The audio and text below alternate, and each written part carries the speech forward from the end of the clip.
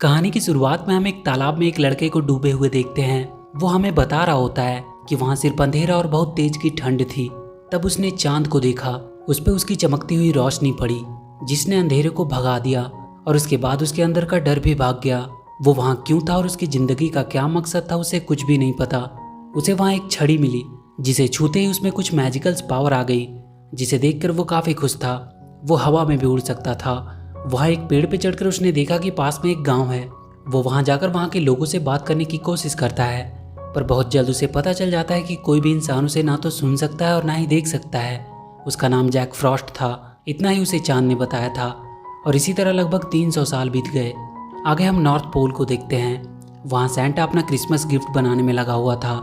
तभी वो वहाँ के ग्लोब में देखता है कि वहाँ की चमकती हुई लाइटें बंद होती जा रही है। ये लाइट्स इस बात का सबूत थी कि धरती पे रहने वाले लोग अब भी गार्डियंस पे भरोसा करते हैं। और जैसे जैसे वो लाइट्स बंद होती जा रही थी, मतलब अब वो उन पे भरोसा करना बंद करते जा रहे हैं। तभी सैंटा को वहाँ पिच ब्लैक दिखाई देता है, जो बच्चों को बुरे सपने और डर देता था। सैंटा को ये खतरे की घंटी लगती है। वो तुरंत अपने बाकी के गार्डियंस को बुलाता है, जिनमें से एक होता है ईस्टर बनी, जो ईस्टर फेस्टिवल के दिन सारे बच्चों के घर में रंग बिरंगे एग्स रखता था। दूसरी होती है टूथ फेरी, जो अपनी और भी बहुत सारी नन्ही परियों की मदद से बच्चों के टूटे हुए दांत उनके तकिए के नीचे से कलेक्ट करती थी, जिनमें उन सारे बच्चों की यादें भी होती थी। और तीसरा होता है सैंडमैन, जिसका काम था उन बच्चों को सुनहरे और अच्छे सपने दिखाना, जो उन्हें अपनी जिंदगी में सच्चाई के रास्ते पे चलने के लिए मोटिवेट करती है। सैंटा उन सबको बताता है कि शायद कोई बड़ा खतरा उन पे आने वाला है, क्योंकि उसने पिच ब्लैक को देखा है और वो शायद फिर से वापस आने की कोशिश कर रहा है। तभी उनके पास चांद की रोशनी पड़ती है, जिसमें उन्हें जैक फ्रॉस्ट की परछाई दिखाई देती है। चांद उन सबको एक नया गार्डियन दे रहा था। जैक फ्रॉस्ट को देखकर बनी खुश नहीं था, क्योंकि उसे लगता है कि वो एक बहुत ही गैर जिम्मेदार और स्वार्थी लड़का है और वो एक गार्डियन बनने के लायक नहीं है। पर सैंटा उससे कहता है कि अगर चांद ने इसे गार्डियन बनाया है तो जरूर इसके पीछे कोई बड़ा मकसद होगा। आगे हम जैक फ्रॉस्ट को देखते हैं, जो अपने स्नो पावर से लोगों के साथ मस्ती कर रहा होता है। उसे इस काम में बहुत मजा आता था।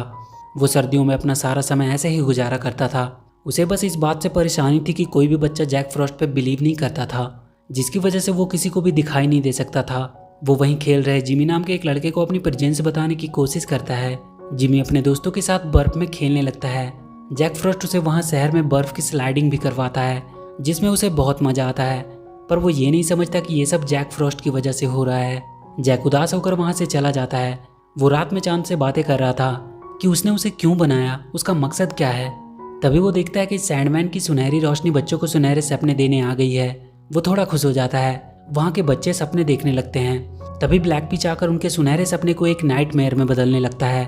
वो अपनी काली शक्तियों को हर जगह फैला देता है और उन सारे सुनहरे सपनों को नाइटमेयर में बदलने लगता है। जैक को वहाँ शहर में उस दिन बनी मिलता है और उसके आदमी जैक को पकड़कर एक मैजिकल पोर्टल के थ्रू नॉर्थ पोल ले आते हैं। वहाँ उसे बाकी के गार्डियंस मिलते हैं। सैंटा उसे बाकी सभी गार्डियन से इंट्रोड्यूस करवाता है। सैंटा उसे बताता है कि चांद ने उसे गार्डियन बनाया है, पर जैक फ्रॉस्ट उनसे कहता है कि उसे नहीं लगता कि वो एक गार्डियन बनने लायक है, क्योंकि उसे डिसिप्लिन में रहना और लोगों के ऑर्डर फॉलो करने में कोई इंटरेस्ट नहीं है। तब वो लोग उसे बताते हैं कि कैसे उन पर ब्लैक पिच का खतरा बढ़ गया है और उसे खुद चांद ने गार्डियन चुना है, इसलिए वो मना नहीं कर सकता। सैंटा उसे वहाँ की बाकी सभी चीज़ों की जानकारी देने लगता है। तभी बनी उनके पास आकर बताता है कि टूथ पैलेस में कुछ प्रॉब्लम हो गई है। वो सारे सैंटा के स्लेज में बैठकर टूथ पैलेस तक पहुँचते हैं। वहाँ ब्लैक पिच के नाइटमेयर सारी नन्ही परियों को कैद करके ले जा रहे होते हैं। किसी तरह जैक फ्रॉस्ट एक नन्ही परी को बचा लेता है। टूथ फेरी उन्हें बताती है कि उन लोगों ने बहुत देर कर दी। वो वहाँ की सारी परियां और वहाँ रखे सारे बच्चों के टूथ्स को चुरा कर ले गया। तभी वो लोग वहाँ ब्लैक पिच को देखते हैं, जो उनसे कहता है कि एक वक्त हुआ करता था जब लोग उससे डरते थे और उसे अपने आसपास महसूस करते थे। पर एक दिन चांद ने उन गार्डियंस को वहाँ भेजा उसका डर खत्म करने के लिए। उन्होंने लोगों के दिलों में आशा जगाई और उन्हें उम्मीद दिया, और उसके बाद से वो सारे ब्लैक पिच को एक बुरा सपना समझकर भूल गए। पर अब सब बदलेगा। उन्हें फिर से डर का एहसास होगा और उनके दिलों से वो गार्डियंस को निकाल फेंकेगा। और ये अब होना शुरू भी हो चुका है, क्योंकि जब उन बच्चों के टूथ्स को लेने कोई परी नहीं जाएगी तो उन सब का टूथ फेरी से भरोसा उठ जाएगा और वो लोग उसे भूल जाएंगे। और अगर सबने भरोसा करना छोड़ दिया तो उनकी सारी शक्तियाँ भी धीरे धीरे खत्म हो जाएगी। और उसके बाद ना ही कोई क्रिसमस होगा और ना ही कोई ईस्टर होगा, तो सिर्फ अंधेरा और उसका डर। सारे गार्डियन उस पर हमला करने लगते हैं, पर वो वहाँ से भागने में सफल रहता है। टूथ फेरी अपनी नन्ही परियों के पकड़े जाने से बहुत उदास थी। जैक उससे पूछता है कि ब्लैक पिच टूथ चुरा कर क्या करना चाहता है। टूथ फेरी उसे बताती है कि बात सिर्फ टूथ्स की नहीं है, इनमें उन बच्चों की यादें हैं। वो अपनी परियों के साथ उन बच्चों पर नजर रखती है और कभी भी उनकी लाइफ में अगर उनके बचपन की मेमोरी की ज़रूरत पड़ती है तो वो उन्हें वो यादें देते हैं। वो कहते हैं कि उनके पास सबकी यादें रहती है, यहाँ तक कि जैक की भी यादें उनके पास थी। वो उससे कहती है कि तुम्हारी भी एक ज़िंदगी होगी, तुम्हारी जैक फ्रॉस्ट बनने से पहले की। जैक फ्रॉस्ट अब किसी भी हालत में अपनी पुरानी लाइफ के बारे में जानना चाहता था। तभी टूथ फेरी के कुछ पंख झड़ने लगते हैं। शायद लोगों का उससे विश्वास उठता जा रहा है। सेंटा सबको आइडिया देता है कि वो खुद जाकर सारे टूथ्स को कलेक्ट करेंगे और वो सारे गार्डियन निकल पड़ते हैं टूथ कलेक्ट करने। वो सब जल्दी जल्दी सारे बच्चों के तकिए के नीचे से उनके टूथ्स को लेने लगते हैं और उसके बदले में कोई ना कोई गिफ्ट्स रखने लगते हैं। पर जब वो लोग जिमी के घर में उसके टूथ्स लेने जाते हैं तो वो जाग जाता है और वो वहाँ सबको देख सकता था सिवाय जैक के, क्योंकि वो उस पर बिलीव नहीं करता था। पर तभी जिमी का डॉग बनी पे झपटने लगता है। सैंडमैन उसे वापस से सुलाने की कोशिश करता है, पर इसमें उनके साथ साथ बनी, सैंटा और टूथ फेरी भी सो जाते हैं। तभी जैक को वहाँ ब्लैक पिच दिखाई देता है। वो उसके पीछे भागता है। सैंडमैन भी उसके साथ ही जाता है। इधर जिमी की छोटी बहन सैंटा का मैजिकल पोर्टल से कहीं चली जाती है। जैक ब्लैक पिच को पकड़ने की कोशिश कर रहा था और सैंडमैन उसके नाइटमेयर को सुनहरे ड्रीम में बदल रहा होता है। तभी ब्लैक पिच उन्हें दिखाई देता है। वहाँ उसके बहुत से नाइटमेयर्स भी थे। वो सब एक साथ उन पे हमला कर देते हैं। तब तक बाकी के गार्डियंस भी वहाँ आ जाते हैं। वो सब उन नाइटमेयर से लड़ने लगते हैं, पर ब्लैक पिच अपनी पावर की मदद से सैंडमैन को एक नाइटमेयर में बदल देता है। जैक उसे बचाने की कोशिश करता है, पर वो उसे बचा नहीं पाता है। पर वो अपने पावर से ब्लैक पिच के सारे वार को नाकाम कर देता है। सारे गार्डियन सैंडमैन को आखिरी श्रद्धांजलि देते हैं। इन सब के लिए जैक अपने आप को जिम्मेदार मानने लगता है, पर सैंटा उनसे कहता है कि तुमने तो उन सबको बचाया है। वो सारे देखते हैं कि वहाँ ग्लोब से कुछ लाइटें बंद होने लगी है। बनी उनसे कहता है कि सब ठीक हो जाएगा क्योंकि कल ईस्टर है और वो सबके पास एग पहुंचा देगा, जिनसे उनका बिलीव उन पर बना रहेगा और ब्लैक पिच चाहकर भी उनका कुछ नहीं कर पाएगा। बनी उन सबको लेकर अपने महल में जाता है, पर उन्हें वहाँ जिमी की छोटी बहन मिलती है जो मैजिक पोर्टल से वहाँ आ गई थी।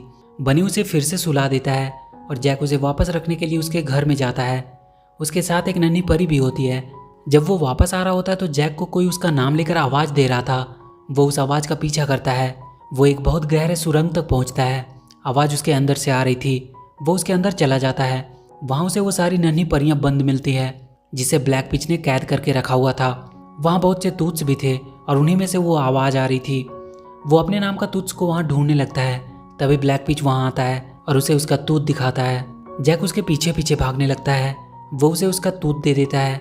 वहाँ वो एक सुरंग तक पहुँचता है जहाँ सारे ईस्टर एग्स टूटे पड़े थे। वो वहाँ से बाहर निकलता है। वहाँ उसे बाकी गार्डियंस मिलते हैं।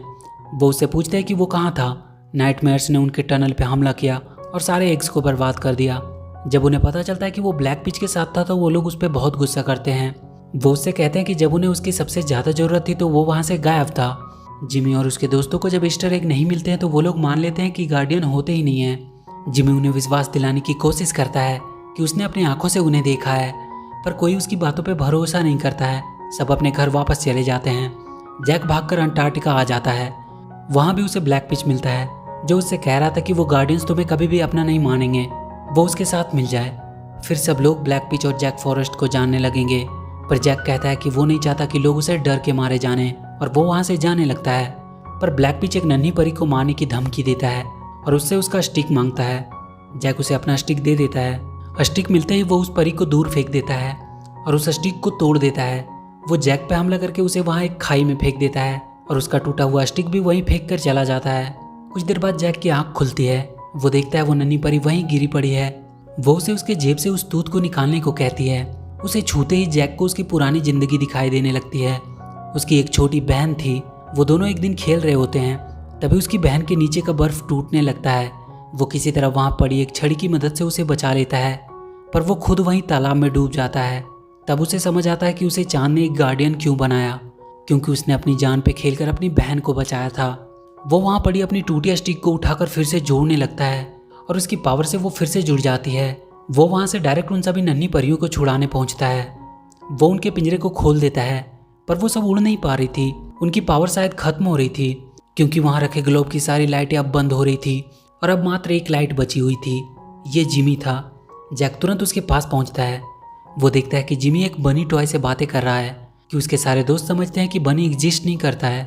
तब जैक वहाँ बर्फ का एक बनी बनाकर उसकी तरफ भेजता है, जिसे देखकर जिमी बहुत खुश हो जाता है। पर वो बनी टूटकर छोटे छोटे स्नो में बदल जाता है। वो समझ जाता है कि ये बनी नहीं बल्कि जैक फ्रॉस्ट है। वो पीछे मुड़कर देखता है कि वो जैक को देख सकता है। जैक भी बहुत खुश हो जाता है कि पहली बार किसी ने उसे देखा। वो उसे बताता है कि सारे गार्डियंस रियल होते हैं। तभी जैक देखता है कि बाकी के गार्डियंस भी वहां आ गए हैं, पर वो सब अब पावरलेस हो चुके हैं। बनी भी अब एक छोटा सा बनी बन चुका है। तभी ब्लैक पिच वहां आता है। जैक उस पर हमला करने लगता है, पर बहुत जल्द वो उससे हार कर नीचे गिर जाता है।